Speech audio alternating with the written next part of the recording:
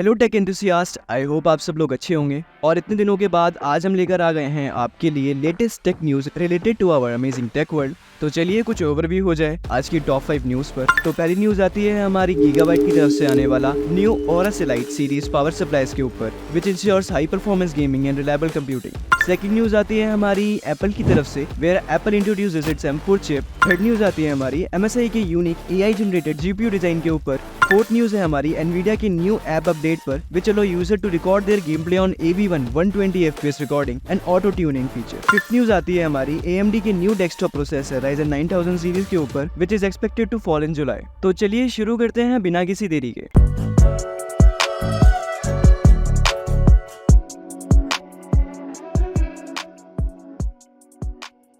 So starting with our first news that comes from the Gigabyte, where Gigabyte launches the Aorus Elite series power supplies. इस series में हमें 4 models दिखने को मिलेंगे to fulfill the needs of different users. It includes Aorus Elite P1000 watt 80+ platinum modular PCIe 5.0 in black color, Aorus Elite P850 watt 80+ platinum modular PCIe 5.0 in black color, Aorus Elite P1000 watt 80+ platinum modular PCIe 5.0 in white color, Aorus Elite 850 watt 80+ platinum modular PCIe 5.0 in white color.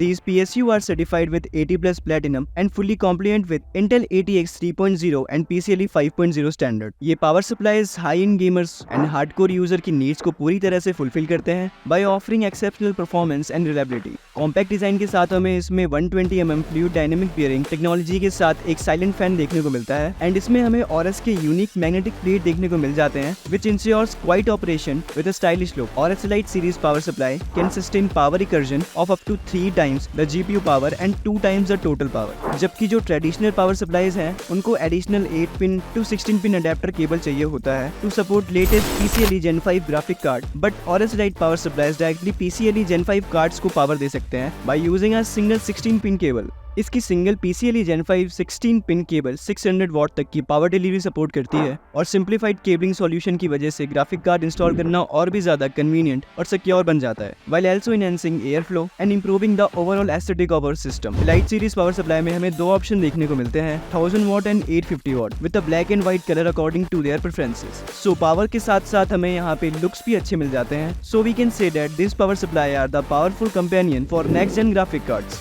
Let's move to the second news, which comes from the Apple. So finally Apple introduces its M4 chip, जो feature करता है 10 core CPU and 10 core GPU. M4 enables the breakthrough design and stunning display of the new iPad Pro while delivering a giant leap in performance. इसे latest 3 nanometre technology पर बनाया गया है। ये feature करता है entirely new display engine। इस नए CPU में हमें 10 core देखने को मिलते हैं, and M4 has Apple fastest neural engine ever, and this is capable of up to 38 trillion operation per second, which is faster than the neural processing unit of any AI PC today, along with next generation machine learning ML accelerators in the CPU and a high performance GPU। M4 chip इस new iPad Pro को एक outrageously powerful device बना देता है artificial intelligence के लिए। M4 also feature an entirely new display engine designed with pioneering technologies which enable stunning precision, color accuracy and brightness uniformity of the Ultra Retina XDR display। M4 consists of 10 core CPU consisting up to 4 performance core and 6 efficiency core, and दोनों ही course feature करते हैं enhanced next generation ML accelerators। M4 delivers up to 1.5x faster CPU performance over the powerful M2 in the previous iPad Pro 1, whether working with complex orchestral music files in Logic Pro or adding highly demanding effects to 4K video in LumaFusion। M4 boosts performance across pro workflows।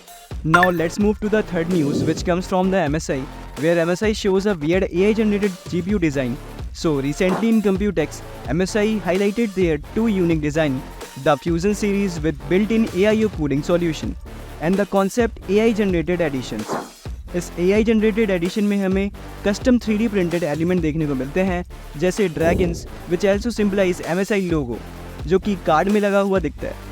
Innovative appearance के साथ ये काफी challenges भी लेके आता है, because ये 3D printed components airflow को ऑब्स्ट्रक्ट करते हैं and also making it difficult to ship such a product. इनके ही वजह से MSI शायद ही इस GPU को मार्केट में रिलीज करेगा। At Computex, MSI displayed 3 of these concept cards based on the RTX 4060 and RTX 4090 SKUs. While they are not expected to hit the market soon, but these designs could inspire future innovation in GPU aesthetic definitely. This GPU is based on the Supreme version, which feature a triple fan setup and a green color scheme. The heatsink and fan in previous Supreme model is replaced by the AI generated design. As mentioned, MSI is unlikely to release these cards to the markets. ये design Computex booth पे attraction के लिए लगाए गए थे, and also to add a buzzword to their product and to the market, and to demonstrate the capabilities of current generative ML technologies. Let's move to the fourth news, which comes from the Nvidia regarding their interesting software update that introduces support of AV1 video recording and overclocking. So इस update की वजह से users अपने game play को 120 FPS तक record कर सकेंगे in HDR and SDR both formats. The AV1 codec, a royalty-free format now supported by many software platforms, require powerful GPU to record and encode videos in high quality and frame rates. It will be available for the RTX 40 series. Nvidia ने इसे text करके दिखाया Horizon Forbidden West game में।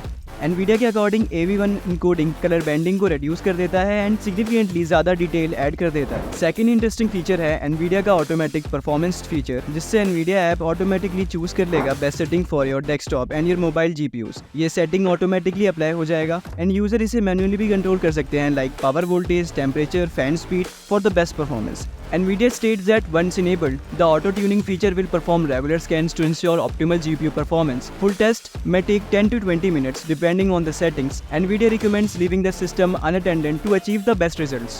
Good news ये है कि इस overclocking से आपके GPU की वारंटी पर कोई असर नहीं आएगा। Nvidia ने इस बात की भी श्योरिटी दी है कि इस फीचर को यूज़ करने से किसी भी कार्ड को कोई डैमेज नहीं होगा। तो मेरे गेमर दोस्तों, कमेंट सेक्शन में ज़रूर बताइएगा कि आपको ये न्यू अपडेट्स कैसे लगे। And now let's move to the fifth news. So AMD has announced their Ryzen 9000 series that will fall in July. So AMD's next-gen desktop CPU series is set to launch in next month July. The two variants of 9000 series 9950X and 9900X both will feature Zen 5 cores and confirms for a July 2024 release. इसके detail specs आप screen पर देख सकते हैं। AMD is set to introduce 4 SKUs feature 16, 12, 8 and 6 cores, and there are some minor changes to the clock compared to Zen 4 series.